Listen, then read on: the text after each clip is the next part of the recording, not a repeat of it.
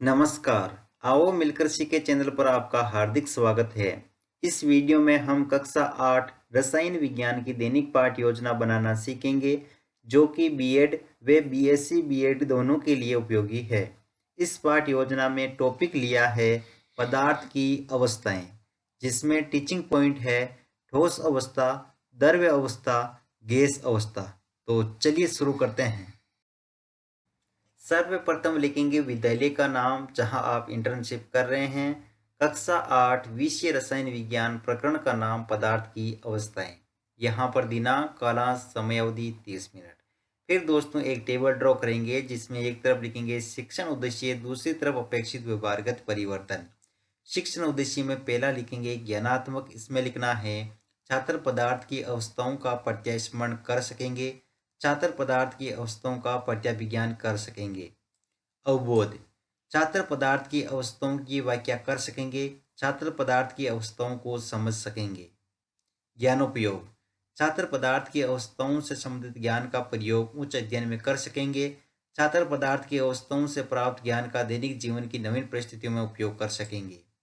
Question में लिखेंगे छात्र पदार्थ की अवस्थाओं की जानकारी प्राप्त कर सकेंगे, छात्र पदार्थ की अवस्थाओं को चार्ट द्वारा प्रदर्शित कर सकेंगे। अभिरुचि, छात्र पदार्थ की अवस्थाओं के विषय में जानने में रुचि ले सकेंगे, छात्र पदार्थ की अवस्थाओं के विषय में विचार विमर्श करने में रुचि ले सकेंगे।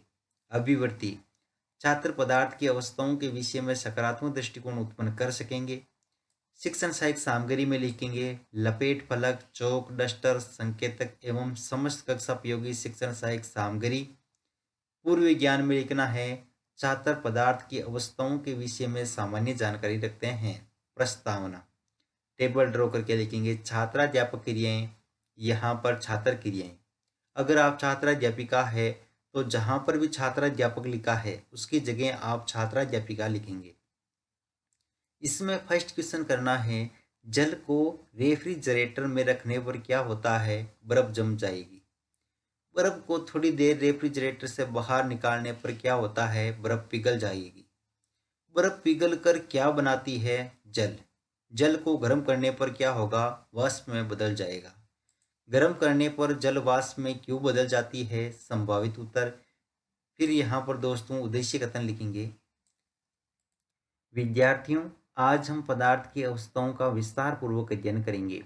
प्रस्तुतिकरण, जिसमें टेबल ड्रॉ करके लिखेंगे शिक्षण बिंदु, छात्राध्यापक क्रियाएं, छात्र क्रियाएं, विधि पर विधि, श्यामपट सार। शिक्षण बिंदु में पहला लेंगे ठोस अवस्था, जिसमें विकासात्मक प्रश्न में फर्स्ट क्वेश्चन। घरों में उपयोग ली जाने वाली अलमारी किसकी बनी होती है? लोहे की। लोहे की अलमारी को दबाने पर क्या होता है? आकार में परिवर्तन होता है। फिर लोहे की अलमारी का आकार क्यों अपरिवर्तित होता है? दोस्तों यहाँ पर क्या लिखेंगे? आकार में अपरिवर्तन होता है या परिवर्तित नहीं होता है। और यहाँ लोहे की अलमारी का आकार क्यों अपरिवर्तित रहता है? तो लिखेंगे संभावित उत्तर विधि में प्रश्नोत्तर पर विधि। फिर है छात्राध्यापक कथन, जिसमें लिखेंगे ठोस पदार्थ की वह अवस्था है जिसमें पदार्थ की आकृति व आयतन निश्चित होता है। ठोस में कण अटपथिक आसपास होते हैं। ठोसों की आसानी से संपीड़ित नहीं किया जा सकता। फिर यहाँ पर विद्यार्थी क्रिया में लिखेंगे विद्यार्थी ध्यानपूर्वक सुनेंगे तथा मुख्य बिंदुओं को अपनी अभ्यास पुस्तिका में लिखेंगे। विधि में वाक्यान विधि और श्यामपट सार में लिखेंगे ऐसे पदार्थ जिनकी आकृति व आयतन निश्चित होता है ठोस कहलाते हैं, जैसे बर्फ। बोध प्रश्न में लिखेंगे फर्स्ट क्वेश्चन, ठोसों का आकार व आयतन कैसा होता है? निश्चित। ठोस पदार्थ का उदाहरण दीजिए। बर्फ। यहाँ पर विधि पर विधि में प्रश्न उत्तर पर विधि। फिर दूसरा शिक्षण बिंदु है द्रव्य अवस्था। विकासात्मक प्रश्न में फर्स्ट क्वेश्चन लिखेंगे हमें प्यास लगने पर क्या पीते हैं? पानी। पानी की आकृति कैसी होती है? अनिश्चित। पानी की आकृति अनिश्चित क्यों होती है? संभावित उत्तर विधि में प्रश्नोत्तर पर विधि। फिर है छात्राध्यापक कथन, जिसमें लिखेंगे द्रव्य का आयतन निश्चित होता है परंतु आकार या आकृति निश्चित नहीं होती है। द्रव्य के कण दूर दूर होते हैं। द्रव्य बह सकता है, फैलता है तथा एक पात्र से दूसरे पात्र में डाला जा सकता है। यहाँ पर विद्यार्थी क्रिया में लिखेंगे, विद्यार्थी ध्यानपूर्वक सुनेंगे तथा मुख्य बिंदुओं को अपनी अभ्यास पुस्तिका में लिखेंगे। विधि में वाक्यान विधि और श्यामपढ़ सार में लिखेंगे। ऐसे पदार्थ जिनकी आकृति निश्चित नहीं होती है परंतु आयतन निश्चित होता है द्रव्य कहलाते हैं, जैसे पानी। फिर है बोध प्रश्न, जिसमें लिखेंगे फर्स्ट क्वेश्चन, द्रव्य का आकार कैसा होता है, ये निश्चित। द्रव्य में कण कैसे व्यवस्थित होते हैं, ठोसों की अपेक्षा थोड़े दूर। विधि में प्रश्नोत्तर पर विधि।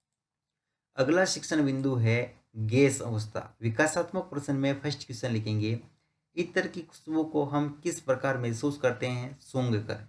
इत्र की खुशबू हम तक किस माध्यम से आती है, वायु द्वारा। वायु द्वारा इत्र की खुशबू हम तक कैसे पहुंचती है, संभावित उत्तर। विधि में प्रश्नोत्तर पर विधि।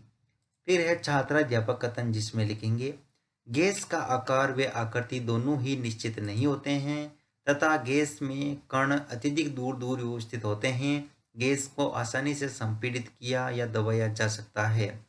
विद्यार्थी क्रिया में लिखेंगे, विद्यार्थी ध्यानपूर्वक सुनेंगे तथा मुख्य बिंदुओं को अपनी अभ्यास पुस्तिका में लिखेंगे। यहाँ पर विधि पर विधि में वाक्यान विधि। श्यामपढ़ सार में लिखेंगे, ऐसे पदार्थ जिनकी आकृति व आयतन दोनों ही निश्चित नहीं होते हैं, गैस कहलाते हैं, जैसे जल वाष्प। बोध प्रश्न में लिखेंगे फर्स्ट क्वेश्चन, गैस की आकृति व आयतन कैसा होता है, ये निश्चित। गैस अवस्था का उदाहरण दीजिए, जल वाष्प। विधि पर विधि में प्रश्नोत्तर पर विधि। अंत में है मूल्यांकन प्रश्न। तो फर्स्ट क्वेश्चन लिखेंगे, ठोसों में निश्चित होता है भार, रंग, आकार व आयतन उपयुक्त सभी। गैस की आकृति व आयतन होता है निश्चित या अनिश्चित। द्रव्य के कण ठोस कणों की अपेक्षा थोड़े दूर दूर होते हैं, सत्य या असत्य। पदार्थ की कितनी अवस्थाएं होती है, गैसीय अवस्था के गुणों को लिखिए। गहरे कार्य में लिखेंगे, ठोस, द्रव्य व गैस अवस्था के गुणों की तुलना कीजिए। अंत में पर्यवेक्षक टिप्पणी।